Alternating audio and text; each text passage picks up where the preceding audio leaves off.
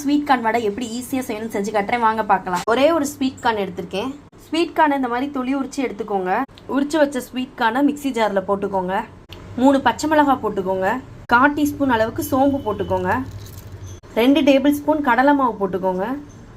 3 table spoon அரிசி மாவு போட்டுக்கோங்க. 1/4 டீஸ்பூன் அளவுக்கு உப்பு போட்டுக்கோங்க. தண்ணி ஊற்றாமல் குறகுறப்பாக அரைச்சிக்கோங்க. தண்ணி ஊற்றாமல் இந்த மாதிரி அரைச்சிக்கோங்க.